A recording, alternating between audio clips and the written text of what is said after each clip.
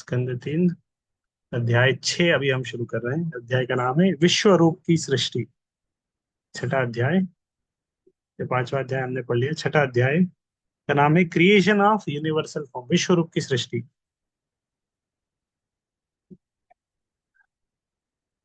तो विश्व रूप का विकास कैसे हुआ, और अलग अलग देवता लोग उसके उसमें अलग अलग प्लेनेट, ये सब कुछ पूरा विश्व रूप के बारे में ये अध्याय है। तो शुरू करते हैं।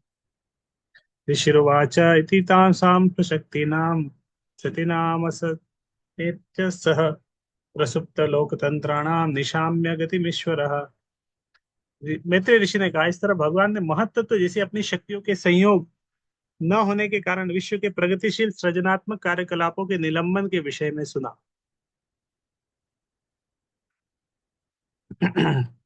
भगवान की सृष्टि में किसी तरह का अभाव नहीं है, सारी शक्तियां वहीं वहां ही प्रसुप्त अवस्था में रहती है, किंतु जब तक भगवान की इच्छा से उसका संयोग नहीं हो जाता तब तक कोई प्रगति नहीं हो सकती। सृष्टि के निलंबित प्रगतिशील कार्य को भगवान के निर्देशन द्वारा ही पुनर्जीवित किया जा सकता है। तब परम शक्तिशाली भगवान ने अपनी बहिरंगा शक्ति देवी काली सहित 23 तत्वों के भीतर प्रवेश किया, क्योंकि वे ही विभिन्न प्रकार के तत्वों को सम्मेलित करते हैं। तो भगवान ने तत्व का सृष्टि किया और फिर तत्व के अंदर प्रवेश किया। पदार्थ के अवयवों की संख्या 23 है, 23 तत्व होते हैं। वो क्या क्या है? संपूर्ण भौतिक शक्ति, मिथ्या अहंकार, ध्वनि, स्पर्श, रूप, स्वाद, गंध, पृथ्वी, जल, अग्नि, वायु, आकाश, आंख, नाक, कान, जिह्वा, त्वचा, हाथ, पांव, गुदा, लिंग, वाणी तथा मन। मतलब 5 ज्ञानेंद्रिया, 5 कर्मेंद्रिया, 5 ज्ञानेंद्रियों के 5 विषय, 5 भौतिक तत्व, ये 20 हो गए। और मन, बुद्धि, अहंकार मिला के 23 हो गए।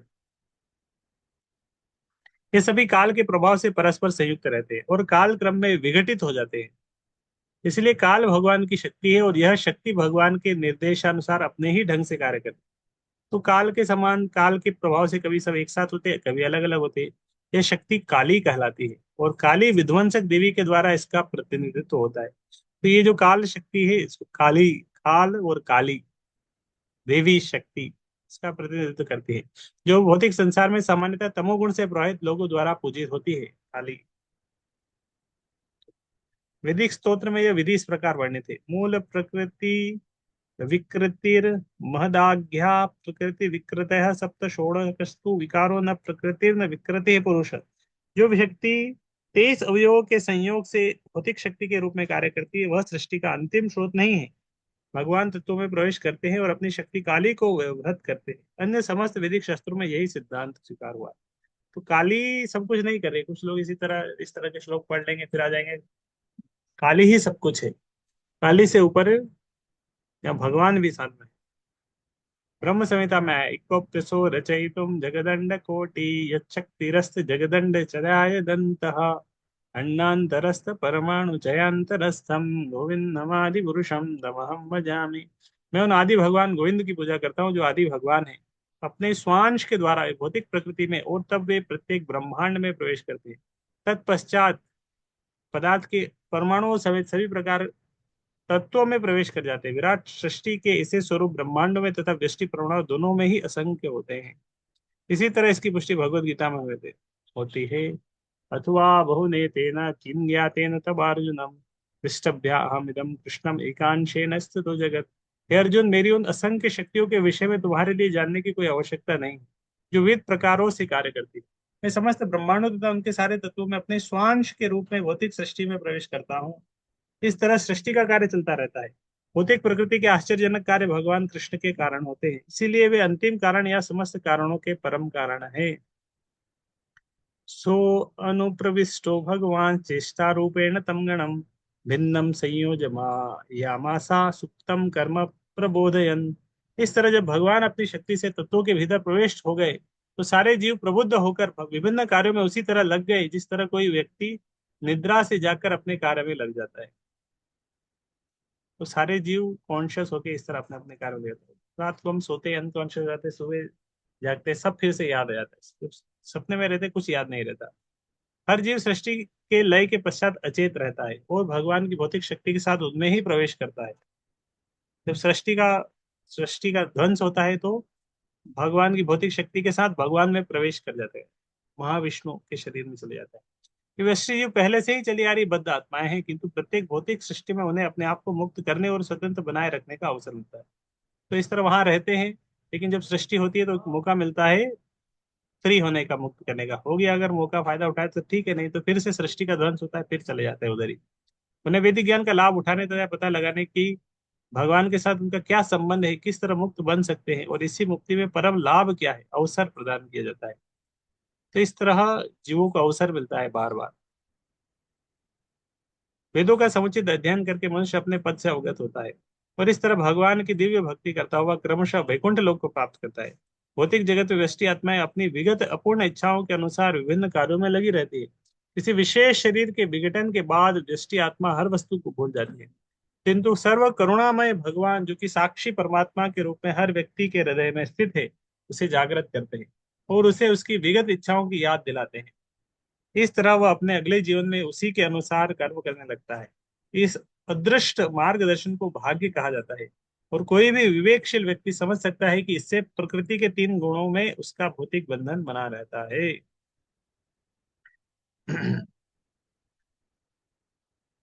सृष्टि के आंशिक या पूर्ण लय के तुरंत बाद जीव की अचेत सुप्तावस्था को कुछ अल्पज्ञ दार्शनिक भूल से जीवन की चरम अवस्था मान बैठते हैं। तो समझ में आ रहा है आपको, मतलब यह बोल रहा है कि किस तरह सृष्टि की शुरुआत होती है तो सारे जीव कहाँ से आ रहे हैं, महाविष्णु के शरीर से आ रहे हैं, सृष्टि में रहते हैं, एक्टिव रहते हैं। फिर सृष्टि जब का ध्वंस हो जाता है तो फिर से महाविष्णु के शरीर में चले जाते हैं। लेकिन अभी मुक्त नहीं हुए, अभी भी सब बद्ध जीव है। लेकिन कुछ लोग सोचते हैं कि वो महाविष्णु के शरीर में चले गए, मतलब उनके जीवन की चरम अवस्था है। आंशिक भौतिक शरीर के विलय के बाद जीव केवल कुछ महीनों तक अचेत रहता है और भौतिक सृष्टि के पूर्ण विलय के बाद वह लाखों वर्षों तक अचेत रहता है। किंतु जब सृष्टि पुनः जागृत होती है तो भगवान उसे जगाकर पुनः कर्म में लगाते हैं। फिर से सृष्टि बनती है, फिर से उसको शरीर मिल जाता है। जीव शाश्वत है, उसके कार्यों द्वारा प्रकट उसकी जागृत चेतना शाश्वत चेतना अवस्था उसके जीवन की स्वाभाविक अवस्था है। जागृत रहते हुए कर्म करना बंद नहीं करता। इस तरह वह अपनी विविध इच्छाओं के अनुसार कर्म करता है। जब उसकी इच्छाएं भगवान की दिव्य सेवा करने के लिए प्रशिक्षित की जाती है तो उसका जीवन पूर्ण हो जाता है और नित्य जागृत जीवन का आनंद पाने के लिए वह वैकुंठ भेज दिया जाता है। तो परफेक्ट हो जाता है तो उस जीवात्मा को कहाँ भेज देते हैं, वैकुंठ भेज देते हैं। जस्ट तो भगवान का विराट विश्वरूप शरीर प्रकट हुआ। तो पहले तो सृष्टि बनी। कहाँ से सृष्टि, कारणोदक विष्णु जब सांस लिया सृष्टि आई, उसके नीचे फिर गर्भ भगवान उसके अंदर प्रवेश किए। आधा उसको अपने शरीर से परिस्थिति से भरा गर्भोदक सागर, उसमें भगवान लेटे। फिर ब्रह्मा जी की सृष्टि हुई, फिर आग की सृष्टि हुई। तो यहाँ पे परम पुरुष की इच्छा से 23 प्रमुख तत्वों को सक्रिय बना दिया। 23 तत्वों की सृष्टि हुई, 23 तत्व। फिर उन तत्वों को क्या सक्रिय बना दिया गया। तो भगवान का विराट विश्व रूप शरीर प्रकट हुआ। इससे भगवान का एक क्या विश्व रूप प्रकट हुआ, विराट। तो विराट रूप या विश्व रूप जिसकी निर्विशेषवादी बहुत बड़ाई करते हैं, तो भगवान का नित्य रूप नहीं है, वो भगवान की परम इच्छा द्वारा भौतिक सृष्टि के अवयव के बाद प्रकट किया जाता है। तो ये जो भगवान का जो विश्व रूप है, विराट रूप है, ये हमेशा रहने वाला नहीं है। वैकुंठ के जो रूप है वो भगवान के नित्य रूप है, हमेशा नित्य रूप से रहते हैं। लेकिन ये विश्व रूप कब कब पिक्चर में आता है, जब सृष्टि होती है। उस सृष्टि के तत्वों से, भौतिक तत्वों से मिलके एक रूप बनता है। भगवान कृष्ण ने अर्जुन को यह विराट या विश्व रूप निर्विशेषवादियों को यह विश्वास दिलाने के लिए दिखलाया कि वे ही आदि भगवान। तो कृष्ण ने वो विराट रूप दिखाया, तो बताया जाए कि वही वो भगवान है। कृष्ण ने विराट रूप प्रकट किया, ऐसा नहीं कि विराट रूप द्वारा कृष्ण प्रकट हुए। कुछ लोग सोचते हैं कि कृष्ण से भी श्रेष्ठ विराट रूप है, वही विराट सर्वश्रेष्ठ है।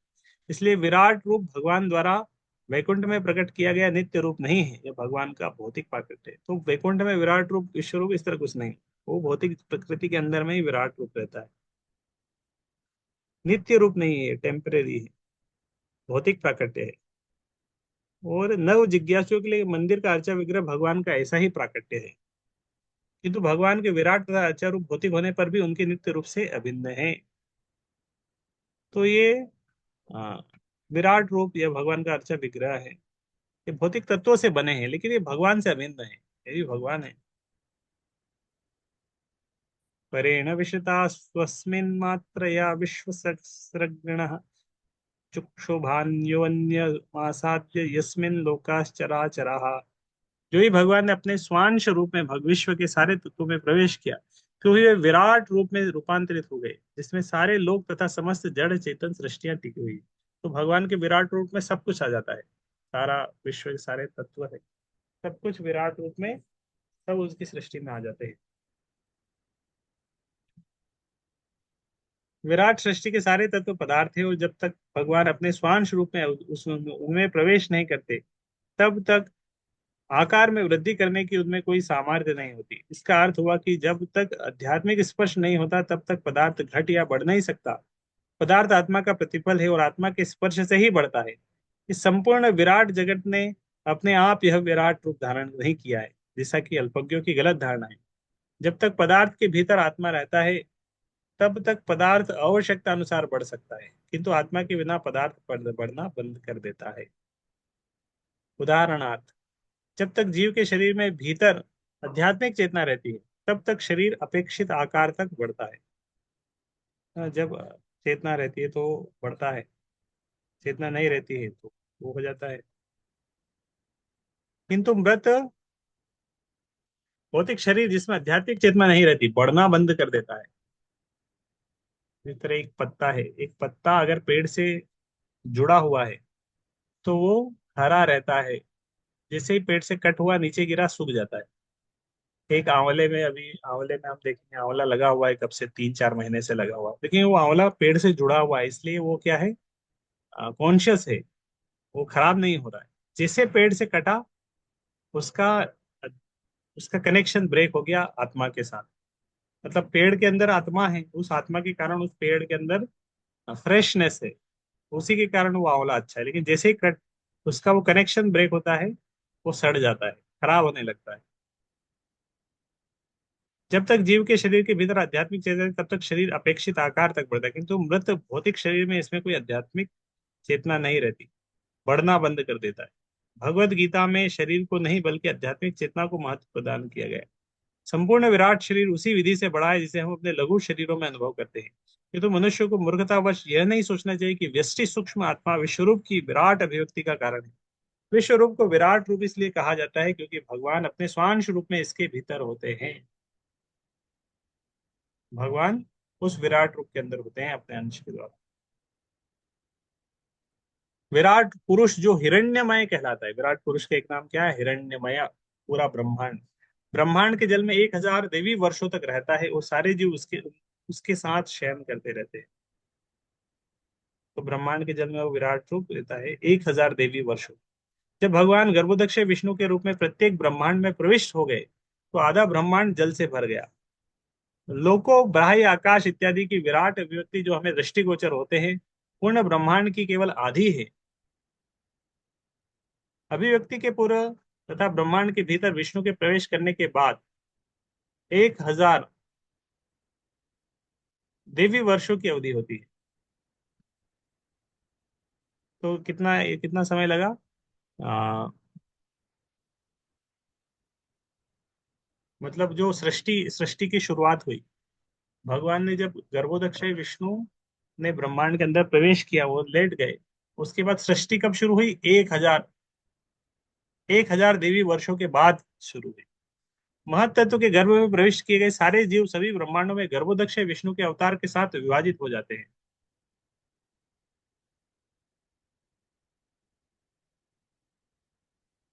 और वे भगवान के साथ तब तक शयन करते हैं जब तक ब्रह्मा का जन्म नहीं होता। तो उधर जीव कहाँ चले गए, गर्भोदक्ष विष्णु के साथ वो भी शयन कर रहे हैं। फिर ब्रह्मा जी का जन्म होता है। ब्रह्मांड के भीतर ब्रह्मा जी प्रथम जीव होते हैं, और अन्य सारे देवता तथा जीव उन्हीं से जन्मते हैं। मनुष्य जाति के आदि पिता मनु हैं, अतः संस्कृत में मानव जाति मनुष्य कहलाती है। विभिन्न शारीरिक गुणों वाला मानव विभिन्न लोकों में विभाजित किया जाता है। स वे विश्व सजाम गर्भो देव कर्मात्म शक्तिमान वी ब भाजात्मनात् नमे कथा दशधा त्रिधा। विराट रूप में महत तत्व की समग्र शक्ति ने स्वतः अपने को जीवों की चेतना जीवन की क्रियाशीलता तथा आत्म पहचान के रूप में विभाजित कर लिया, जो 1, 10 तथा 3 में क्रमशः उप विभाजित हो गए। तो विराट रूप में महत तत्व की जो समग्र शक्ति है, महत तत्व किसको बोलते हैं? सभी सारे तत्वों को एक साथ महत तत्व बोलते हैं।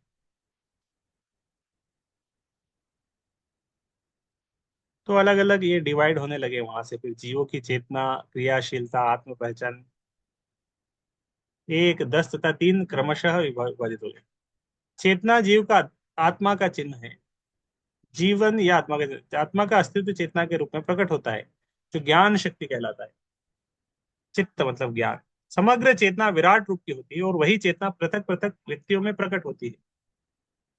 चेतना का कार्य प्राण वायु के माध्यम से संपन्न किया जाता है, जो 10 प्रकार की है। ये प्राण वायु प्राण, अपान, उदान, व्यान तथा समान कहलाती है। और नाग, कुर्म, क्रकर, देवदत्त तथा धनंजय के रूप में अलग अलग गुणों वाले भी है।